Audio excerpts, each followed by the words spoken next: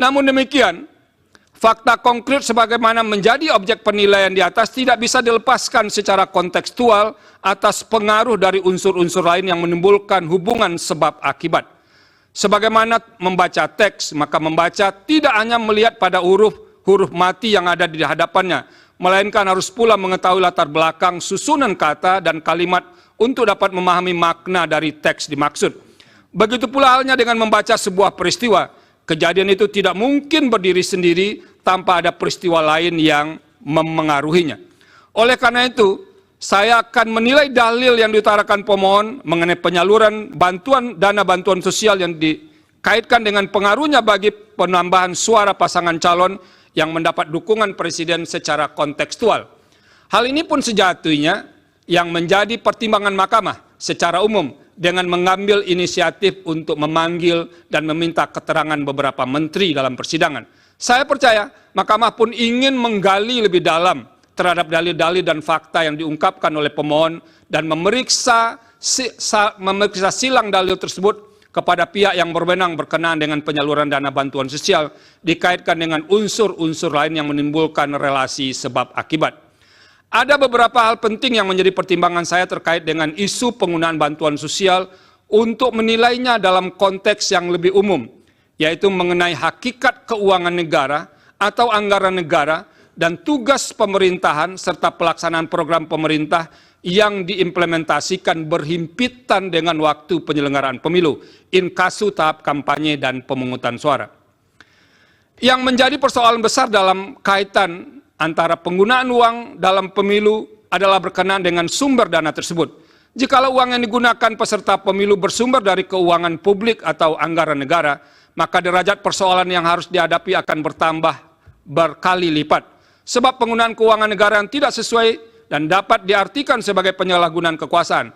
Padahal secara konstitusional, hakikat keuangan negara harus dipergunakan bagi kepentingan umum yang sebesar-besarnya kemakmuran rakyat. Pasal 23 ayat 1 Undang-Undang Dasar 1945, tanpa boleh ditunggangi untuk kepentingan yang bersifat pribadi maupun segelintir kelompok. Selanjutnya dianggap dibacakan. Dalam konteks penyelenggaraan pemilu presiden dan wakil presiden tahun 2024, program pemerintah tidak sepenuhnya dapat dilekatkan dengan aspek teoritis dalam konsep political budget cycle, sebab tidak terdapat petahana dalam pemilihan presiden dan wakil presiden. Presiden yang saat ini memegang jabatan tidak menjadi peserta pemilu, meskipun sebagai pribadi orang yang sedang memegang jabatan tersebut tetap memiliki hak untuk memberikan dukungan politiknya kepada salah satu pasangan calon peserta pemilihan. Konsekuensinya, ia juga diberi dan memiliki kesempatan untuk melakukan kampanye dalam rangka mempengaruhi pemilih untuk memberikan suaranya kepada pasangan calon yang didukungnya. Akan tetapi, dukungan tersebut semestinya adalah dalam kapasitasnya sebagai pribadi dan bukan sebagai pemegang kekuasaan pemerintah yang masih harus menyelesaikan program-program pemerintahannya. Pada titik inilah kemudian yang menjadi sulit untuk menilai tindakan seorang presiden sebelum dan selama penyelenggaraan pemilu. Dalam hal ini, orang yang memegang jabatan tertinggi di jajaran pemerintahan tersebut dapat saja berdalih bahwa percepatan program yang dilakukannya adalah dalam rangka menyelesaikan program pemerintahan yang akan habis masa jabatannya. Namun program dimaksud pun dapat digunakan sebagai kamuflase dan dimanfaatkan sekaligus sebagai piranti dalam memberikan dukungan atas pasangan calon peserta pemilihan presiden dan wakil presiden. Dalam upaya menilai dan memutus persoalan ini, dengan memeriksa secara saksama bukti-bukti yang disampaikan oleh para pihak dalam persidangan, ditambah dengan keterangan yang disampaikan oleh para menteri, fakta persidangan menunjukkan bahwa aturan prosedural pengelolaan anggaran negara telah dilalui secara patut dan layak sehingga dalam proses dan tata kelola tidak mengindikasikan ada kesalahan administrasi. Namun demikian, tugas utama seorang hakim adalah memutus perkara yang diajukan ke hadapannya secara adil. Selain itu, hakim harus menemukan kebenaran sesuai dengan fakta dan didukung oleh bukti yang meyakinkan. Dalam menjalankan kewenangan untuk memutus perselisihan hasil pemilu presiden dan wakil presiden, pemeriksaan persidangan yang dilakukan mahkamah didominasi oleh karakteristik untuk melakukan penilaian terhadap fakta atau judek faksi.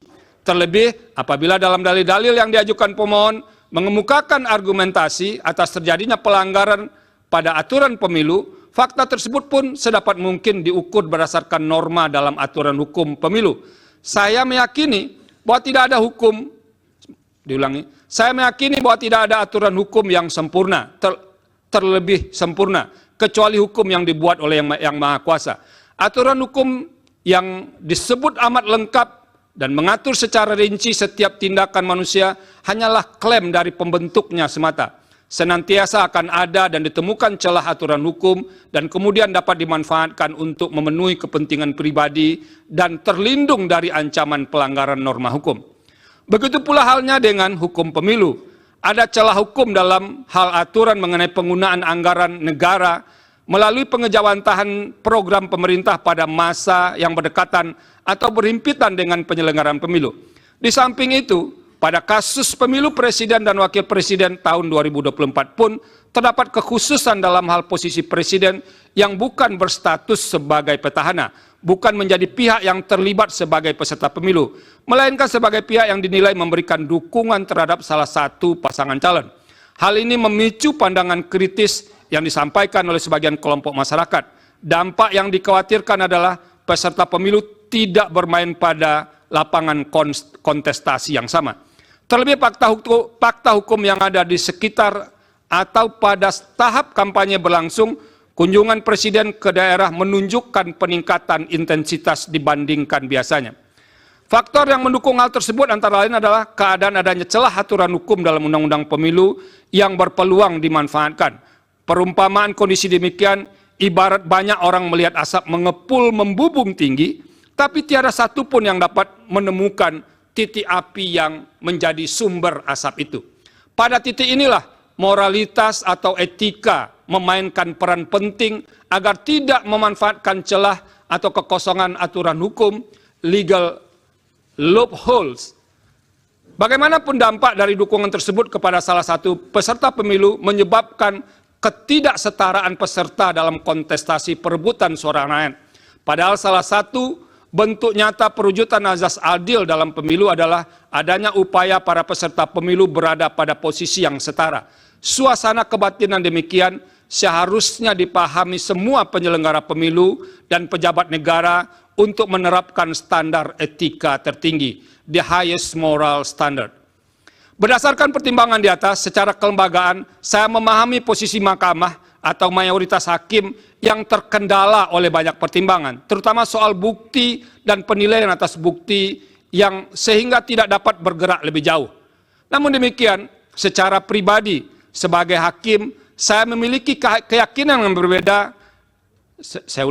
Namun demikian, secara pribadi, sebagai hakim, saya memiliki keyakinan yang berbeda dengan sebagian hakim yang lain.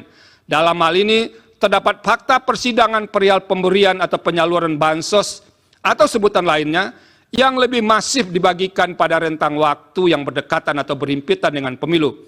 Praktek demikian merupakan salah satu pola yang jamak terjadi untuk mendapatkan keuntungan dalam pemilu yang disebut dengan electoral incentive. Keterlibatan beberapa menteri aktif yang menjadi tim kampanye dalam membagi bansos terasosiasi dengan jabatan presiden secara langsung maupun tidak langsung sebagai pemberi bansos memunculkan atau setidaknya berpotensi atas adanya konflik kepentingan dengan pasangan calon. Sementara itu merujuk fakta yang terungkap dalam proses persidangan.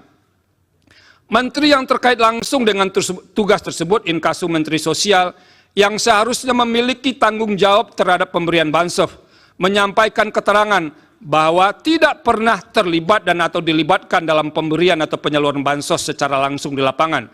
Selain itu diperoleh pula fakta dalam persidangan bahwa terdapat sejumlah menteri aktif yang membagikan bansos kepada masyarakat, terutama selama periode kampanye.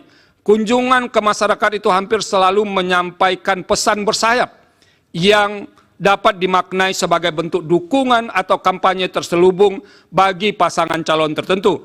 Padahal ketika kegiatan para menteri membagikan dana bansos atau dana lain yang berasal dari APBN, norma pasal 281 ayat 1 Undang-Undang Pemilu antara lain menyatakan, menteri harus memenuhi ketentuan, tidak menggunakan fasilitas dalam jabatannya kecuali fasilitas pengamanan bagi pejabat negara sebagaimana diatur dalam ketentuan peraturan perundang-undangan dan menjalani cuti di luar tanggungan negara. Berdasarkan pertimbangan hukum dan fakta tersebut, pembagian bansos atau nama lainnya untuk kepentingan elektoral menjadi tidak mungkin untuk dinafikan sama sekali. Oleh karena itu, saya mengemban kewajiban moral atau moral obligation untuk mengingatkan guna mengantisipasi dan mencegah terjadinya pengulangan atas keadaan serupa dalam setiap kontestasi pemilu. Terlebih dalam waktu dekat yang hanya berselang berbilang bulan dan akan dilaksanakan pemilihan kepala daerah dan wakil kepala daerah serentak secara nasional. Penggunaan anggaran negara atau daerah oleh petahana, pejabat negara, atau oleh kepala daerah demi memenangkan salah satu peserta pemilihan yang didukungnya dapat dimanfaatkan sebagai celah hukum dan dapat ditiru menjadi bahagian dari strategi pemilihan. Dengan menyatakan dalil akuo terbukti, maka akan menjadi pesan jelas dan efek kejut, deterrent efek kepada semua calon kontestan dalam pemilihan kepala daerah dan wakil kepala daerah bulan November 2024 yang akan datang untuk tidak melakukan hal serupa. Dengan demikian, saya berkeyakinan bahwa dalil pemohon terkait dengan politisasi bansos beralasan menurut hukum.